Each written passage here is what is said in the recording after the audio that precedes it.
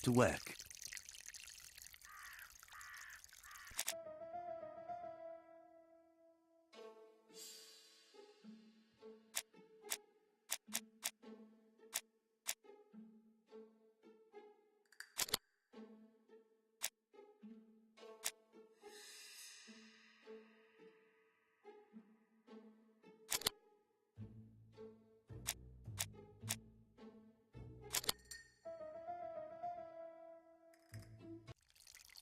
Everything that Thorgray has left behind comes from Sir Carmichael's collection. He most probably gave them to her, but he chose to leave them here rather than run the risk of being accused of theft. It is understandable when you know just how much Lady Clark mistrusted her. Let us now try and get our brain cells to work.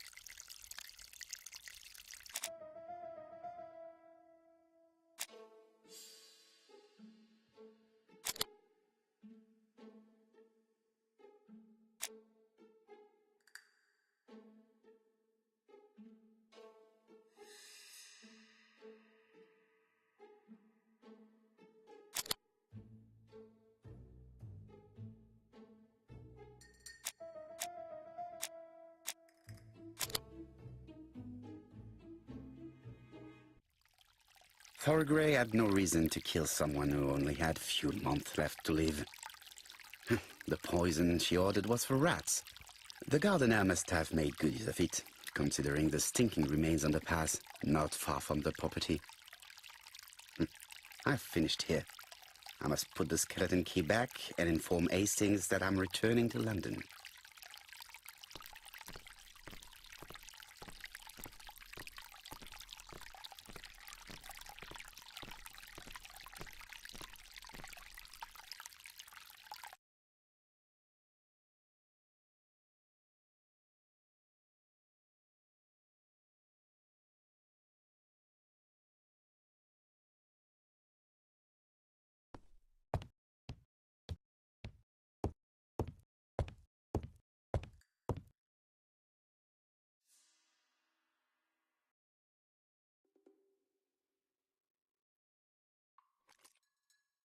Perfect. Nothing else is keeping me here.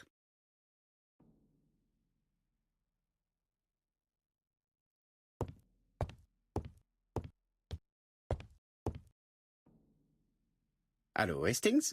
I have finished in Sherstone. I will take the first train. Tell me, do you know how to restore writing on a burnt document? Yes, you just have to soak a cloth with a hydrochloric acid solution and rub the sheet of paper. Then the characters appear. Bien. You have been of great assistance, Hastings. Could you please order the solution as soon as possible? Of course, but what documents do you want to read? You will see, my friend. À ce soir.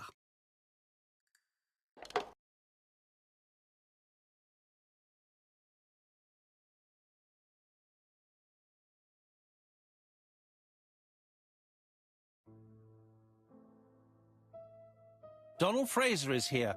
He insisted on waiting to see you.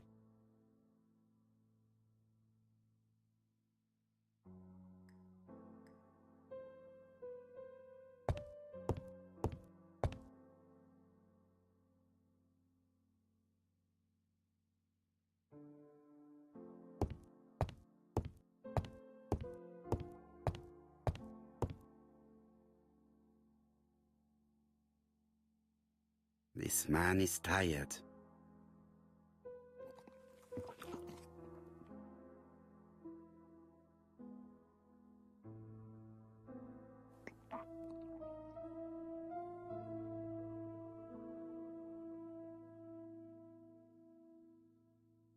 Donald is short of sleep, and it looks as if he didn't even bother to undress before going to bed.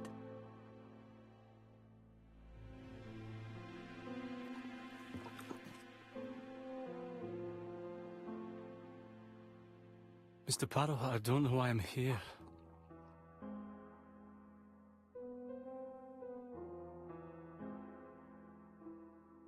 You wanted to talk, and you came to find the only man capable of hearing you. Mr. Poirot, since Betty's death, I've doubts about myself. I don't know what to do. And I keep having a horrible dream 3 nights in a row. Well, what are you waiting for? Tell me about your dream.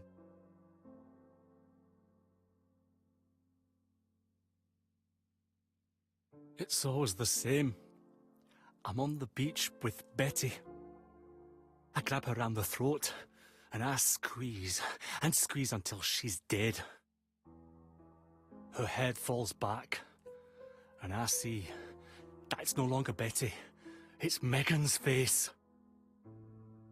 Have you seen Megan Barnard recently? Yes, our grief has brought us together. I never really knew her before. She's really quite a remarkable girl. But I would never tell her about my dream. Why not? Is it her you are attacking in your dream? No, it's Betty. And once Betty is dead, it's Megan's face that appears in its place. Very interesting. Let us now try and get our brain cells to work.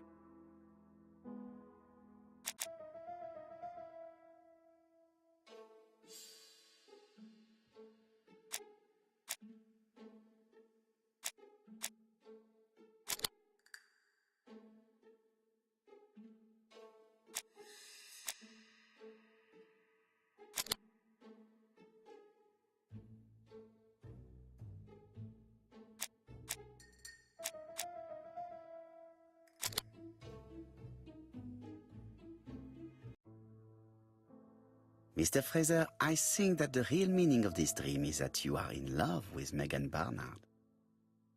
Please go on. Do. This dream certainly betrays your guilt. Oh. But what do you feel guilty about? Having killed your fiancé? Possible. Or forgetting her very quickly for her sister? Certainly. And this forgetting is perceived as a second death. So you don't really think I was the one who killed Betty? I do not exclude this theory. I am simply saying that I do not need to know that fact to explain your dream and your guilt. Thank you for being frank, Mr. Poirot. You've helped me a great deal. I'm going back to Bexhill. I'll not take any more of your time up. It is late, Mr. Fraser, and you are tired. I'll sleep on the train. I like trains. It's easy to sleep rocked by the sound of the wheels. Poor boy, he seems completely lost. Well, women seem to like him. I think Megan will take care of him. Oh, I remember. Did you order the product I needed? Yes, we'll be receiving it tomorrow. Bien, it is late, and I asked Miss Gray to come tomorrow morning. I have a few questions I wish to ask her.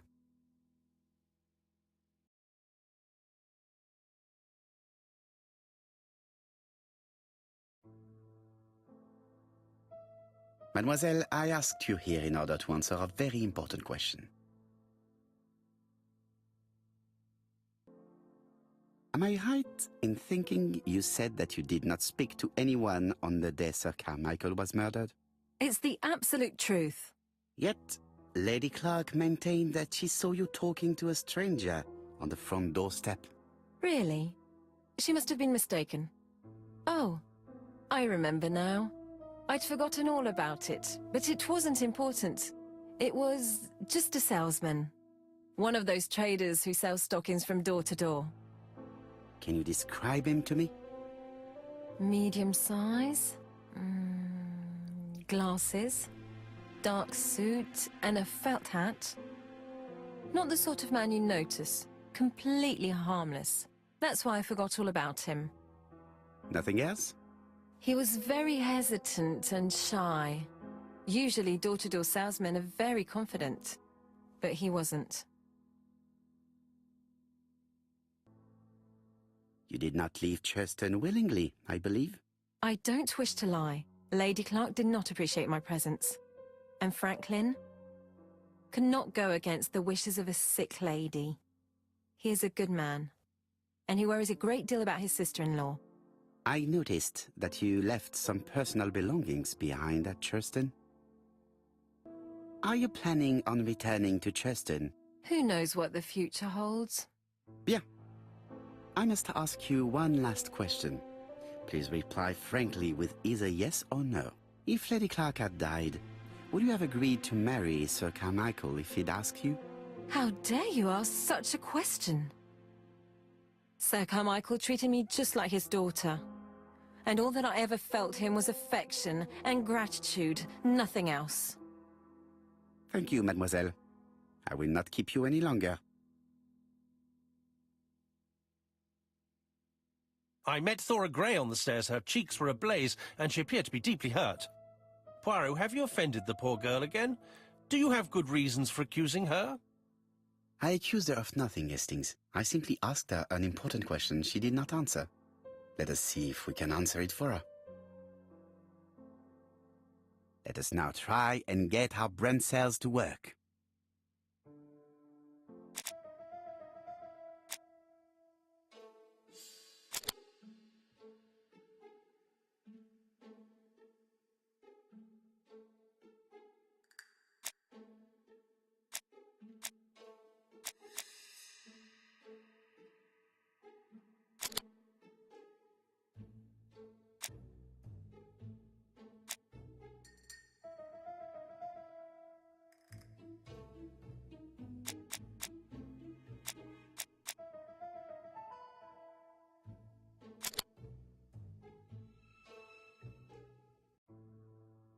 You must know how to read between the lines, Hastings.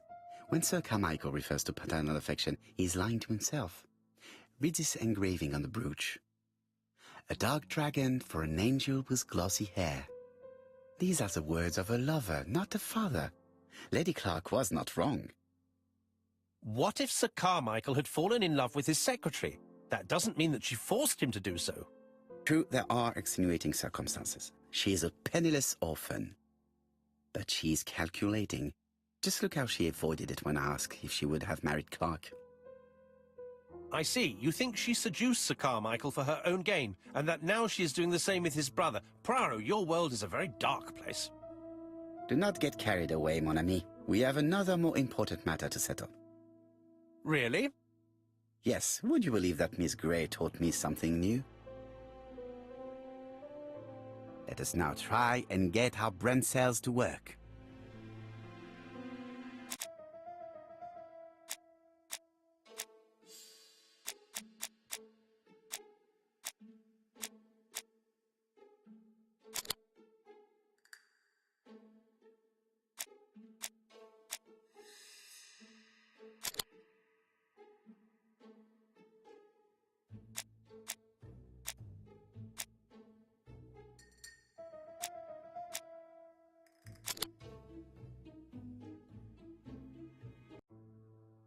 It's perfectly clear, Hastings, perfectly clear. Indeed, a stalking seller visited Andover, Bexhill and Churston on the day of each murder. We have our suspect. This should be of interest, Jop.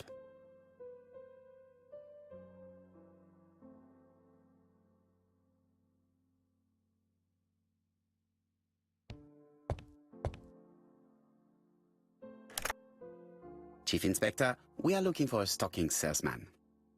I see you have a suspect. Yes. Contact all the stocking wholesalers who may employ him. Your suspect is a salesman? No, he does not take orders. He sells door to door. Right. The hunt is on.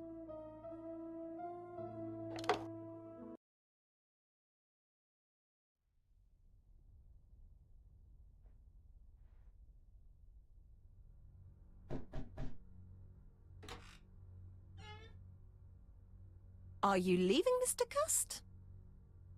Yes, I'm going to Cheltenham. You shouldn't travel today. You don't look very well. I have to. I have engagements. I must respect them.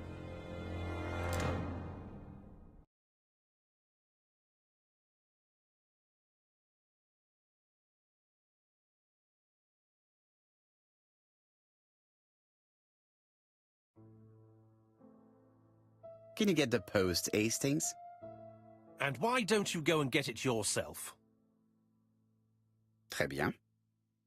What's going on? I've never known Hastings to be so disagreeable.